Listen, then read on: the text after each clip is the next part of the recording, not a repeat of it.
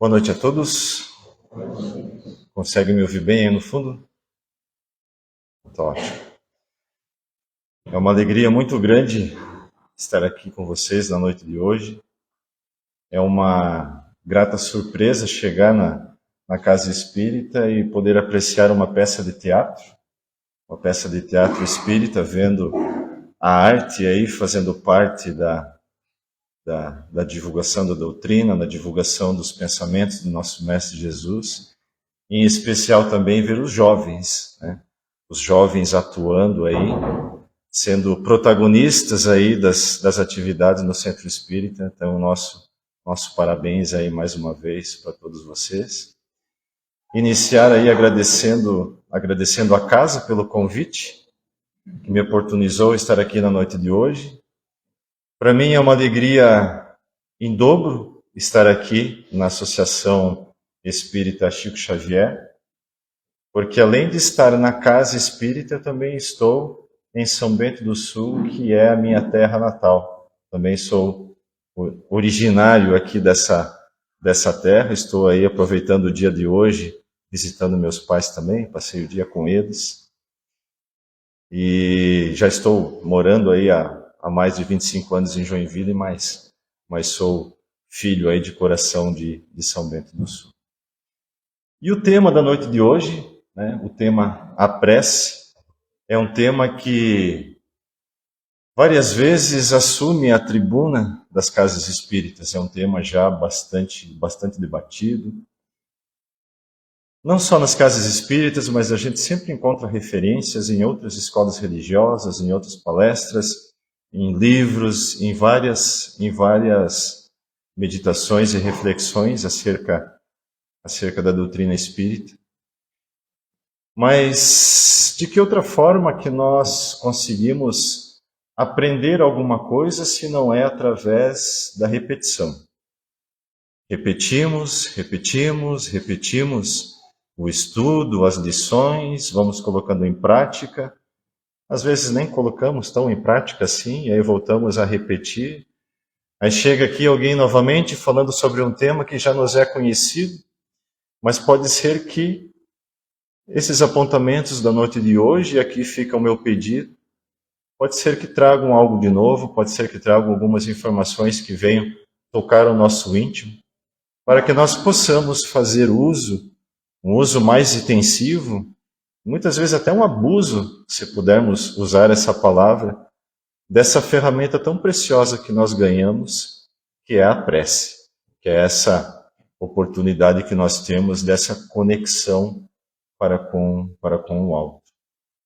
Leon Denis, um contemporâneo à época de Kardec, na sua obra No Invisível, ele fala que a prece rasga uma vereda pela qual descem os espíritos superiores para nos auxiliar e elevamos-nos, nós outros que aqui estamos ainda numa condição de aprendizes, para beber dessa fonte dos ensinamentos que eles podem nos trazer. Eu gostaria de iniciar, então, também, trazendo aí um pouco do referencial teórico que foi utilizado para a montagem dessa palestra da noite de hoje. Nós iniciamos aí com as obras básicas, o Livro dos Espíritos, em especial, na parte terceira, onde fala das leis morais, principalmente no capítulo 2, onde fala da lei de adoração. Também o Evangelho segundo o Espiritismo. O Evangelho segundo o Espiritismo, ele dedica 2 capítulos em específico para tratar sobre o tema da prece. São os capítulos 27 e 28. O capítulo 28, ele é uma coletânea de preces espíritas. Então, ali nós podemos buscar exemplos de várias preces que já foram ditadas pelos espíritos para Allan Kardec. Ele categorizou-as e colocou ali. Então, nós temos preces para os mais diversos momentos da nossa vida. Prece pelos desencarnados, preces pelos nascidos, prece pelos doentes, prece para várias questões aí. Lembrando que esse capítulo não tem o objetivo de que nós o utilizemos como uma cartilha de preces que devam ser lidas, decoradas e faladas ipsis literis ali como elas estão escritas. Mas sim que sirvam para nós apenas como um roteiro, porque muitas vezes a gente tem até dificuldade. Nos grupos de estudos, nas palestras, muitas vezes nós somos convidados para fazer uma prece pública, e nós travamos. Nós não temos coragem de dizer, não, pode deixar que hoje eu faço. Então a gente fala assim, alguém gostaria de fazer a prece? Fica aquele silêncio, só falta abrir um buraco no chão para a gente se enterrar. E é natural, até a gente desenvolver um pouco mais dessa habilidade. E aí fica a dica de consultar esse capítulo 28 desta obra, o Evangelho segundo o Espiritismo, para nós termos um exemplo ali de como nós podemos produzir as nossas preces, mas as preces espontâneas, aquelas preces que nascem aí efetivamente do nosso coração. Porque a prece é o quê? É uma conversa de nós para com o nosso Deus, com o nosso Mestre, com nossos guias, com todos aqueles que nos amparam e que torcem por nós para o nosso progresso.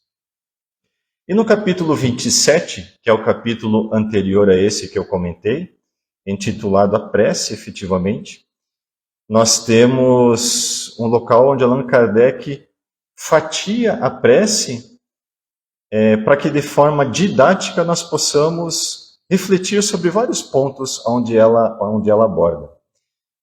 E é basicamente em cima desse capítulo que nós montamos as reflexões que nós vamos trazer aqui na noite de hoje. Também buscamos, além das obras básicas, buscamos nas obras complementares, e aqui um destaque especial para essa coletânea, A Vida no Mundo Espiritual, que foi trazida através da mediunidade de Francisco Cândido Xavier. E essas obras elas foram ditadas pelo espírito André Luiz, e também foram coordenadas por espíritos superiores que coordenavam ali o trabalho de André Luiz. Dentre eles, nós temos na literatura que também Emmanuel, mentor espiritual de Chico Xavier, teve uma participação ativa na coordenação desse trabalho. E André Luiz nos traz nessa coletânea, e aqui eu abro até um parênteses, porque essas obras elas trouxeram para nós, dá para dizer que é um divisor de águas na nossa compreensão sobre o mundo espiritual. Porque até então, antes da vinda dessas obras, ou antes de nós termos contato com o conteúdo dessas obras, muitas vezes nós temos uma visão um pouco abstrata do plano espiritual, do que é a nossa vida após o desencarne. Porque a gente tem um pouco de dificuldade para imaginar assim, poxa, como é que é depois do desencarne? A gente fica imaginando assim, aquele mundo de fantasminha, de nuvem, de fumacinha, de coisas muito abstratas, e André Luiz nos traz uma realidade completamente diferente daquilo que nós estávamos acostumados a pensar, e muitas vezes nós trazíamos esse pensamento das outras escolas religiosas pelas quais nós trafegamos. Então, André Luiz nos traz um mundo espiritual tão palpável e tão concreto quanto esse que nós mesmos estamos acostumados aqui a observar.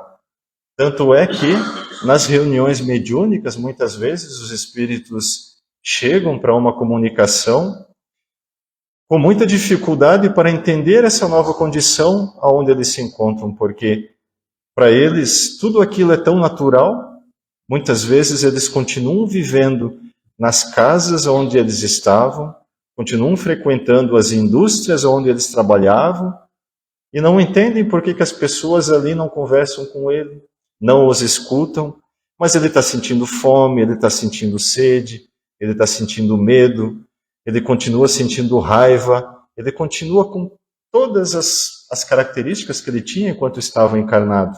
Ele não consegue atravessar as paredes, ele toca nas coisas, porque para nós o plano espiritual tem uma outra consistência, ele é de uma matéria que vibra em outra vibração. Mas para o espírito desencarnado que está vibrando naquele mesmo ambiente, para ele a matéria continua sendo palpável também. E André Luiz nos traz isso com muitos detalhes em todas essas 13 obras. Em especial, nós destacamos para a noite de hoje alguns apontamentos que têm relação com a prece. Na primeira obra, que é O Nosso Lar, que até virou filme, né? Já conhecido de muitos nós. E também na sétima obra, intitulada Terra e o Céu. Então, nós trouxemos alguns apontamentos bem importantes que nós buscamos nesses livros de André Luiz. E iniciando a nossa fala, então nós vamos lá para a primeira obra básica que nós recebemos da doutrina espírita, que é o Livro dos Espíritos, onde na questão 659, Allan Kardec pergunta aos invisíveis: qual o caráter geral da prece? O que Allan Kardec está perguntando aqui? O que é efetivamente a prece? Vamos aí detalhar, vamos mergulhar um pouco mais nesse tema da prece.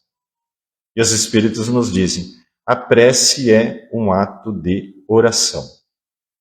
Perdão, é um ato de adoração. E aí a gente vai um pouco no dicionário, porque às vezes é bom cutucar as palavras para ver se o nosso entendimento está correto, ou se às vezes a gente pode perceber alguma coisa no nosso entendimento que esteja faltando. Adoração é prestar culto, venerar, ter grande apreço por ou reverenciar. E aí a gente se pergunta, tá, mas por que eu vou venerar, ter um grande apreço, reverenciar? Será que Deus precisa que eu esteja lá bajulando, enaltecendo através da prece? E aí a gente reflexiona que a questão da adoração que nós buscamos através da prece não é, vou usar um palavreado mais moderno aqui, não é encher a bolinha de Deus, ele não precisa disso. Mas é que nós mesmos, através dessa adoração, nós consigamos reconhecer a magnitude de Deus, nós consigamos reconhecer o quanto nós temos, né, essa causa primária de todas as coisas, essa inteligência suprema que está lá nas primeiras questões do Livro dos Espíritos. E aí sim nós conseguimos perceber o quanto que nós ganhamos se nós buscarmos um momento de recolhimento, um momento de elevação do nosso pensamento, para ter uma comunhão com essa inteligência suprema, causa primária de todas as coisas. Então, através da adoração, a gente consegue, a gente mesmo, ter clareza da grandiosidade de Deus e vamos para Ele buscar auxílio nas coisas que nós precisamos. E prosseguem os Espíritos na resposta. Orar a Deus é pensar nele. E aí eu destaquei a palavra pensamento, porque o Espiritismo faz com que nós reflexionamos no pensamento de uma forma muito mais ampla, muito mais detalhada do que vulgarmente nós pensávamos sobre o pensamento. O pensamento, através do Espiritismo, deixa de ser uma coisa muito abstrata, algo que a gente não consegue tangir, não consegue pegar, não consegue compreendê-lo, mas ele vem trazer para nós o pensamento como energia, como algo até material mesmo, que consegue ter uma ação muito grande na nossa vida. Em outra obra básica, que é a Gênese, no capítulo 14, Allan Kardec faz uma analogia do pensamento com o som. Da mesma forma que o som, quando eu começo a articular uma palavra, ele sai aqui da minha boca, e através do ar ele se propaga e chega até os ouvidos que conseguem me ouvir, da mesma forma o pensamento. O meu pensamento, quando a minha mente pensa, ela imprime emite uma onda eletromagnética e essa onda viaja através de um meio e chega e alcança outras mentes que estão sintonizadas na mesma vibração que eu estou emitindo o meu pensamento. E qual que é esse meio pelo qual se propaga essa onda eletrônica, essa onda eletromagnética do pensamento? Allan Kardec e os Espíritos nos trazem que é o fluido cósmico universal, que é a origem de toda essa matéria que nós conhecemos. Tanto essa matéria física aqui, que nós conseguimos alcançar com as nossas mãos, como também a matéria que dá vida aos mundos espirituais, aonde iremos habitar e já habitamos antes de nascermos e após o nosso desencarne. Então, os mundos espirituais também são produzidos através desse elemento abstrato, esse elemento original que é o fluido cósmico universal. Então, o nosso pensamento ele viaja através desse fluido e alcança outras mentes. Mas uma diferença voltando àquela comparação do som e do pensamento. Por mais que eu me esforce aqui e tente falar alto e tente propagar a minha voz, provavelmente fora das paredes dessa sala, as pessoas já não conseguem me ouvir. Porque o elemento pelo qual viaja a minha voz, ele é um elemento bastante grosseiro ainda, que é o ar.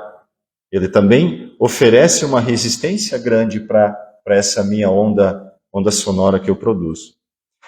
Mas o fluido cósmico universal é um elemento muito etéreo.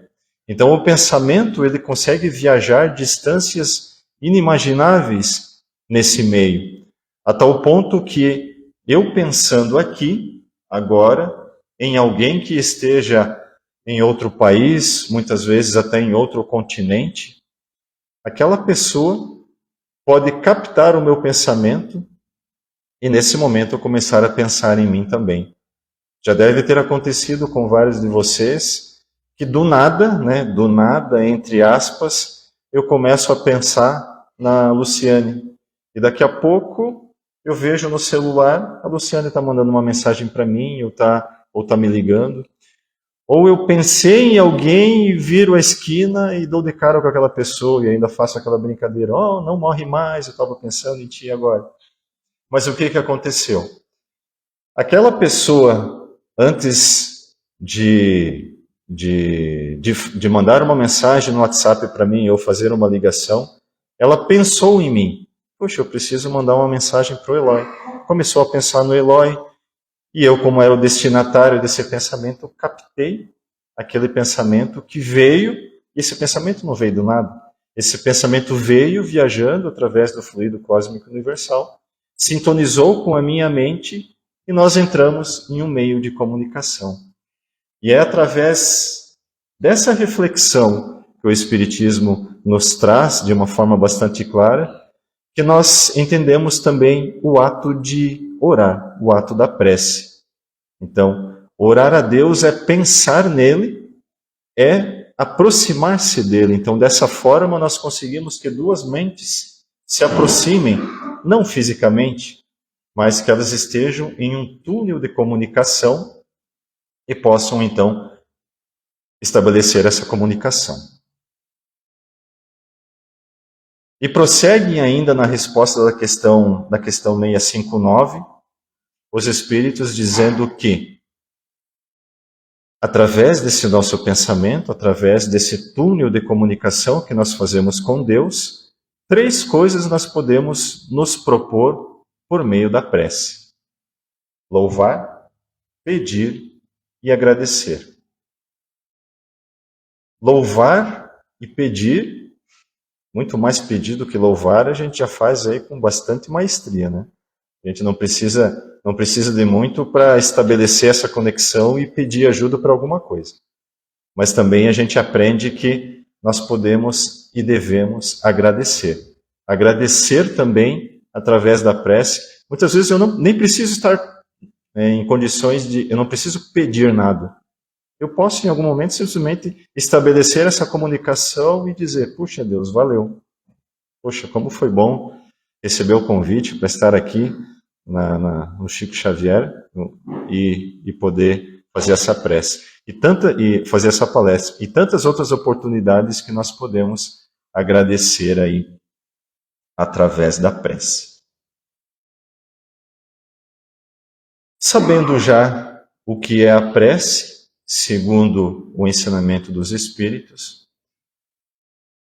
sabendo já que Deus é a inteligência suprema, causa primária de todas as coisas, está lá nas primeiras perguntas do Livro dos Espíritos, essa pergunta pode começar a povoar a nossa mente em algumas situações. Tá, mas se Deus me conhece, se foi Ele que me criou, foi Ele que criou o meu espírito em algum momento dessa caminhada imortal que nós temos, Ele me conhece muito melhor do que eu mesmo me conheço, então Ele sabe quais são as minhas necessidades, Ele já sabe mais ou menos aonde eu vou errar, mais ou menos aonde eu vou acertar, Ele já sabe mais ou menos o caminho que eu vou seguir. Por que eu preciso orar, então? Não seria muito mais fácil Deus ir concedendo as coisas para mim, conforme as situações forem sendo-me apresentadas na vida? Se nós sabemos que as suas leis são perfeitas e Ele não vai derrogar as suas leis para satisfazer os meus caprichos, por que eu vou pedir, então, alguma coisa a Deus? E aí, no capítulo 27 do Evangelho segundo o Espiritismo, onde Allan Kardec vai fatiando a prece em vários pontos para que a gente consiga aprofundar o conhecimento, eles nos dizem que tudo isso é verdade. Deus nos conhece muito mais do que a nós mesmos e Ele já sabe o que vai acontecer com a gente, de uma forma que a gente não consegue ainda compreender, porque nos faltam alguns sentidos e algumas qualidades aí para que a gente consiga ter essa compreensão de como que Deus opera em nossas vidas.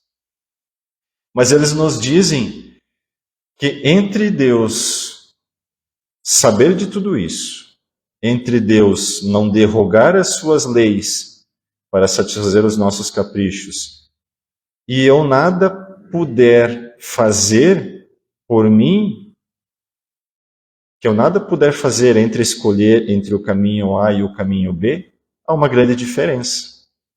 Eu posso tomar as minhas decisões, inclusive eu devo tomar as minhas decisões, porque se não fosse assim, nós estaríamos fadados a um destino muito fatalístico.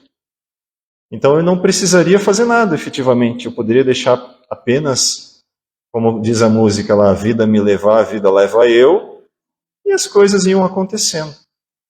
Mas Deus não teria me dado a iniciativa para que eu não pudesse querer alguma coisa. Deus não teria ter me dado a inteligência para que eu fosse desenvolvendo-a através dos erros e dos acertos, se eu não pudesse escolher vários caminhos para ter esses erros e acertos.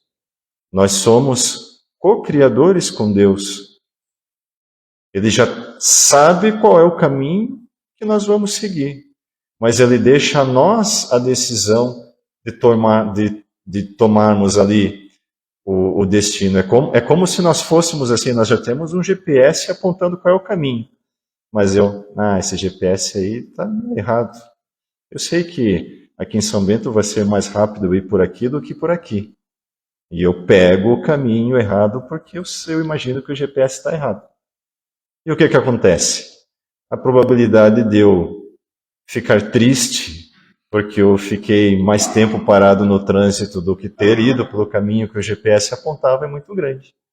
E aí eu me revolto com Deus. Por que o GPS deixou eu pegar esse caminho? Deveria ter falado para mim que não poderia. A gente sempre quer algumas facilidades, mas é pegando os caminhos errados, muitas vezes, que a gente aprende. Opa, isso daqui não é legal. E quanto mais a gente consegue tomar as nossas ações, fazer as nossas escolhas mais de acordo com aquilo que o GPS está apontando. O que é esse GPS? É a nossa consciência, onde já estão gravadas as leis de Deus e a gente precisa compreendê-las à luz da nossa razão. E é através dessa razão que nós vamos fazendo as nossas escolhas. Então nós temos o direito, sim, de fazer as nossas escolhas e de pedir auxílio para que nós possamos fazer as nossas escolhas o mais assertivas possíveis. E essa é uma das ações que nós podemos ter através da oração. Se eu posso pedir, já que me é lícito pedir, quer dizer que tudo que eu pedir será concedido para mim? Será que todas as minhas preces serão atendidas? A gente vai no Evangelho de Marcos, no capítulo 11, versículo 24, e a gente lê uma passagem que muitas vezes faz com que nós fiquemos até um pouco perturbados, porque a gente não consegue compreender como que isso acontece. Porque Jesus diz ali o seguinte: seja o que for que peçais na prece, crede que o obtereis, e concedido vos será o que pedirdes. E aí a gente pensa, poxa, agora ficou fácil então, né? É só eu pedir com muita fé e com muita vontade que eu vou ser atendido. E aí a gente faz os nossos pedidos, não é atendido, e a gente pensa, puxa, faltou fé. Da próxima vez eu vou pedir com mais fé. E a gente tenta pedir com mais fé, e não é atendido de novo, e a gente começa a se revoltar contra Deus e dizer, tá, não adianta mais, não vou orar, eu vou seguir aí os meus instintos e ver o que é que dá. Mas essa nossa compreensão de sermos atendidos ou não sermos atendidos, a gente precisa aprofundar um pouco mais nesse ponto. Porque veja, se nós, na nossa condição humana, ainda imperfeita porque estamos no caminho do aprendizado, no caminho do progresso, quando nós somos pais e estamos aí tutelando os nossos filhos, nós já somos criteriosos o suficiente para não conceder tudo aquilo que eles pedem, porque nós sabemos que é um capricho, nós sabemos que lá na frente isso não vai dar certo, então por que eu vou deixar eles sofrer? Então em algumas coisas a gente já consegue ter esse critério. Se nós temos esse critério, como achar que Deus, na sua magnitude, não teria esse critério elevado à enésima potência para conosco? Da mesma forma como um médico, se ele sabe que um determinado tratamento ele vai ser doloroso, ele não vai ser confortável para um paciente, mas que ele sabe que lá no final esse tratamento vai ser positivo para uma cura, ele vai permitir que o seu paciente passe por alguns sofrimentos, porque lá na frente vai ser melhor para ele. Porque esse sofrimento, muitas vezes, ele é o caminho que nós precisamos passar para ter a compreensão e aí aprender a fazer as nossas escolhas de uma forma melhor. Mas dizem para nós os Espíritos que, sim, todas as preces são atendidas. Porém, nem sempre da forma como nós imaginamos que seríamos. Muitas vezes eu posso pedir, eu quero um emprego lá na Condor porque eu quero ganhar bem lá na Condor. Aí eu não consigo aquele emprego. Surgem N dificuldades, eu não entro naquela empresa, acabo entrando em outra empresa, que é só um exemplo hipotético.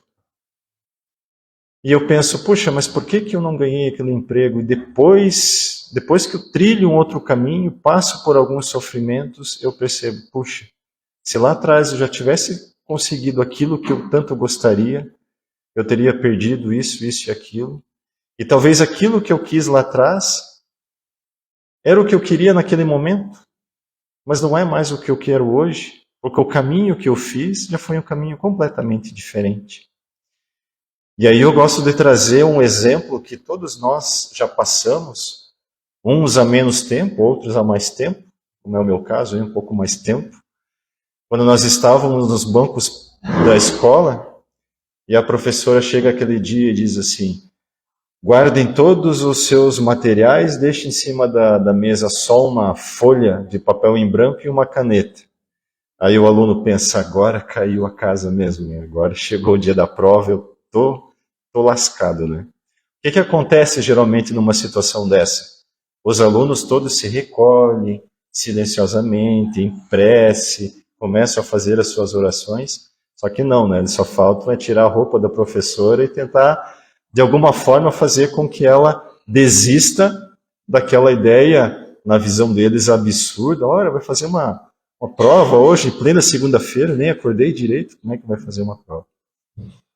E vamos imaginar aqui 3 alunos. Esses 3 alunos, dos vários alunos, 3 alunos ali, eles, puxa, já ouvi falar sobre prece, né? Já passei aí lá fora, enquanto tinha alguém falando sobre prece, ele falou que eu podia pedir a Deus, aí ele passou e só ouviu metade das palavras. E o palestrante falou que tudo aquilo que eu pedi vai ser atendido. Puxa, e agora então?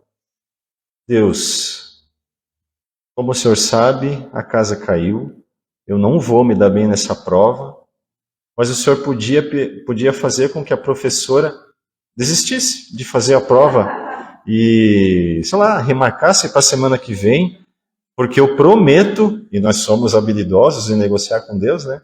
Porque eu prometo que na semana seguinte, eu vou passar o final de semana todo estudando, não vou andar de bicicleta e vou vir aqui tirar 10 nessa prova. Aí o segundo aluno já passou um pouco na evangelização aí, ele já sabe que não adianta derrogar as leis, não adianta tentar tirar da mente da professora a ideia de fazer a prova. O que é que ele pede assim? Deus, bem que o Senhor podia, né, o Senhor já fez tantos milagres aí, bem que o Senhor podia fazer com que brotasse na minha mente aí, que os meus espíritos protetores pudessem soprar aqui as questões, porque aí seria mais fácil eu passar na prova, e aí eu vou me dedicar e vou estudar, e volta a mesma historinha.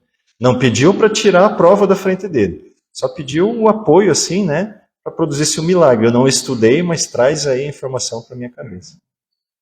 E aí vem o terceiro aluno, que já passou aqui nas escolas, né, nas salas de evangelização aqui da casa, e ele sabe que não adianta barganhar, ele sabe que tem a atuação dele, não existirão milagres, mas ele sabe que ele pode ser fortalecido e amparado.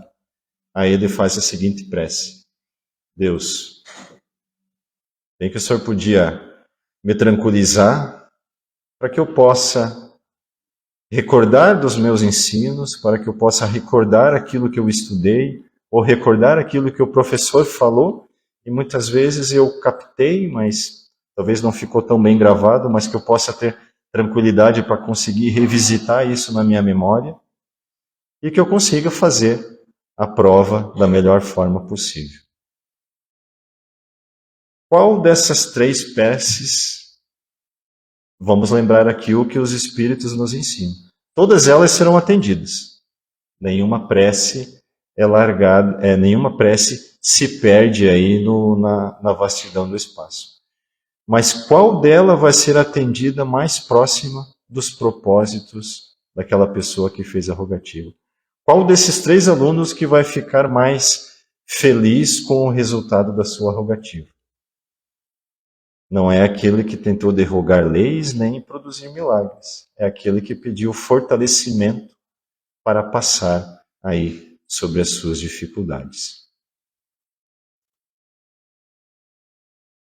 Então, aquilo que nós pedirmos, se nós pedirmos coragem, pedirmos paciência, pedirmos resignação, nós podemos ter certeza que nós seremos 100% de atendimento dentro daquilo que nós precisamos.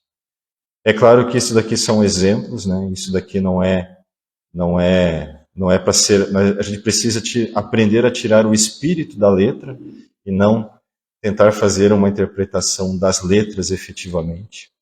É claro que cabe a nós pedir nas nossas rogativas E é Deus que vai saber o que Ele vai trazer para nós de amparo.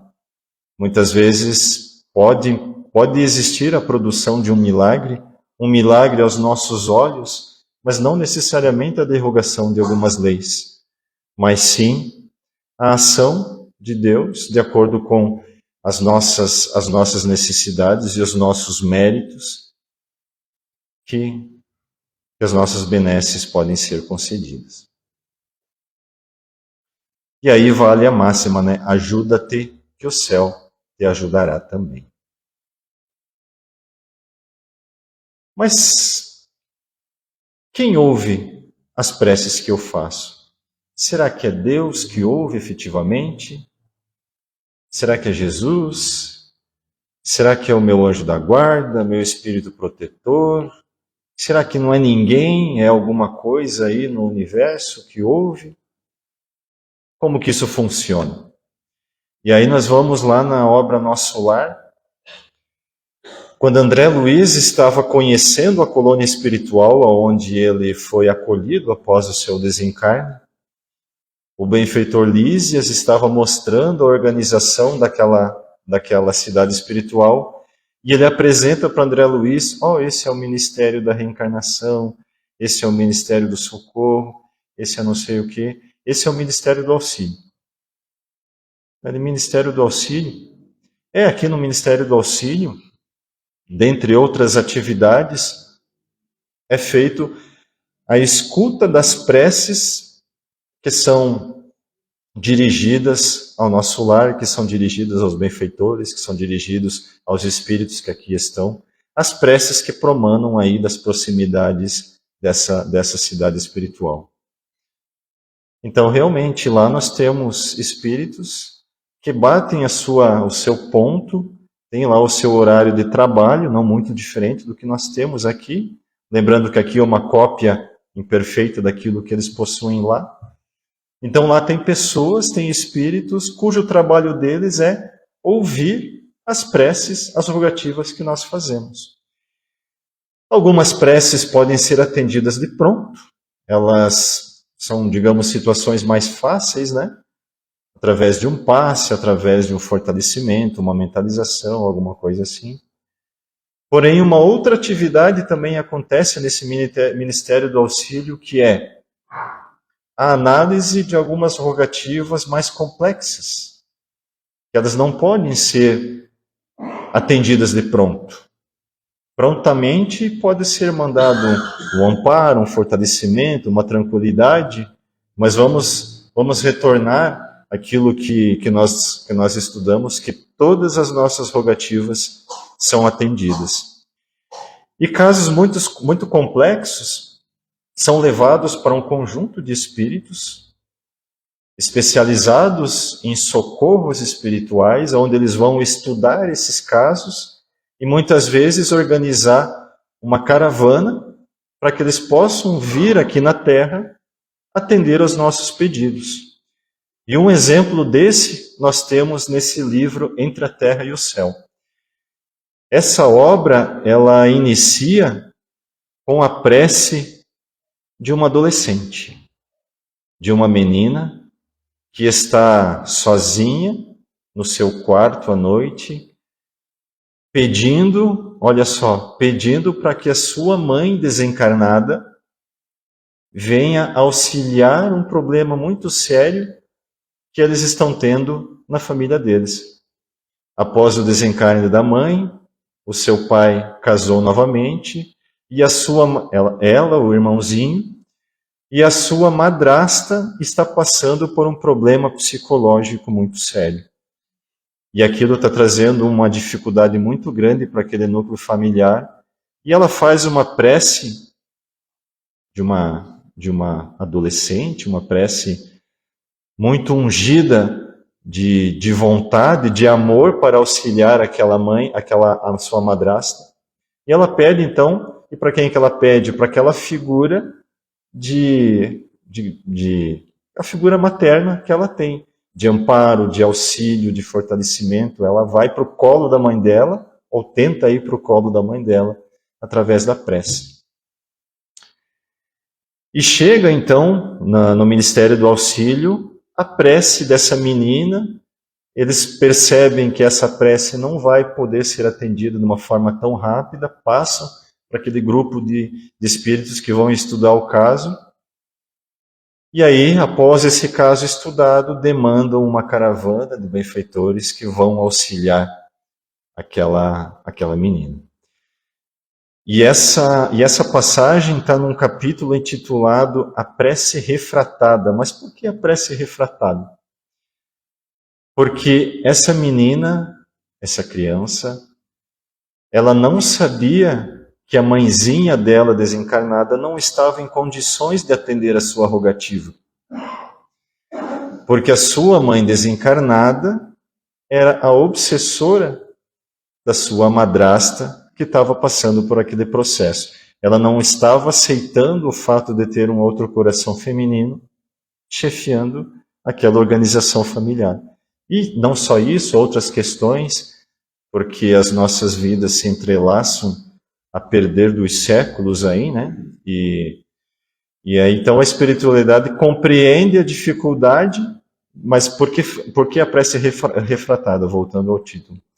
Porque essa prece não para na mente daquela mãezinha que não possa atendê-la. Ela refrata e é ouvida pelo Ministério do Auxílio, onde eles entendem a situação, e então vão socorrer quem? Socorrer primeiro a mãezinha, porque muitas vezes a gente tem aquela impressão assim, o espírito obsessor é um espírito mau.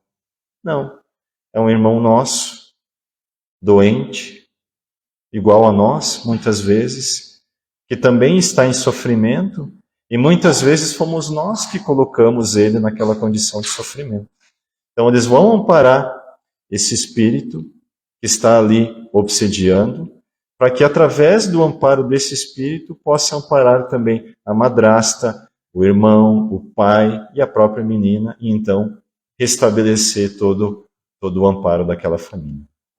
E eu vou terminar de dar spoiler aqui, eu vou deixar vocês adquirirem essa obra belíssima, Entre a Terra e o Céu, em especial porque ela traz informações, desdobramentos no mundo espiritual, de fatos que aconteceram muito próximos de nós aqui no Brasil, muito próximo de nós aqui na região sul, porque ela traz o que aconteceu no mundo espiritual após a Guerra do Paraguai. Então, várias situações que aconteceram na Guerra do Paraguai, que já vinham de antes, pioraram ali, e depois tem todo o seu desdobramento no mundo espiritual. E aí a gente vê todo o trabalho do plano espiritual em ajudar com que nós refaçamos aí os nossos caminhos de erro de uma forma muito mais assertiva. Então, existe sim espíritos benfeitores que ouvem as nossas preces. E é claro que eles estão sob a tutela de Jesus, sob a tutela de Deus, que ampara-nos a todos.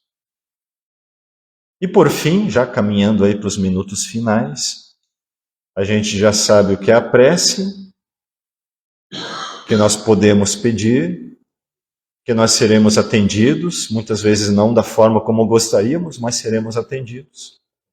Já sabemos que existem espíritos que ouvem as nossas preces, e para finalizar, como que nós devemos então executar as nossas preces? Já dizia Jesus que nós não devemos fazer como os hipócritas faziam, de nos colocarmos do lado de fora das sinagogas, nas ruas movimentadas, e espalharmos palavras ao vento. Porque se eu estiver fazendo isso, o que eu estou fazendo? Eu só estou querendo mostrar para as outras pessoas, nossa, como o Eloy faz preces bonitas, nossa, como ele usa de palavras rebuscadas. O que eu estou querendo com isso, eu já consegui, que é a atenção das pessoas, e já tive aí a minha vaidade saneada. Mas o que é que nos ensina Jesus? Que nós devemos orar no nosso secreto. Nosso secreto é longe dos holofotes, mas seja na nossa casa, seja no centro espírita, seja no volante do carro onde eu estou passando por uma dificuldade ruim no trânsito, Seja lá na empresa, quando alguém tenta puxar meu tapete, ou quando acontece um acidente, alguma coisa, em qualquer momento, é momento para eu acalmar, elevar os meus pensamentos e estabelecer aquela vereda que Leon Denis nos trouxe no início, onde nós podemos estabelecer essa comunicação com o alto. Diz Jesus que nós não devemos nos preocupar com a multiplicidade das palavras. Não preciso falar muito. Muitas vezes eu não preciso nem falar. Eu só preciso pensar. Eu só preciso fazer igual aquela jovem ungida de muito amor e vontade de fazer o bem para sua madrasta e endereçar o pensamento a Deus e fazer as minhas orações, fazer os meus pedidos. Então pode ser na sala de aula, pode ser em qualquer lugar onde, porque a figura que nós temos aí de faça a sua oração no seu secreto é efetivamente eu não buscar fora a oração, mas buscar dentro de mim, que é dentro de mim, através do pensamento, que eu consigo estabelecer essa comunicação com o alto.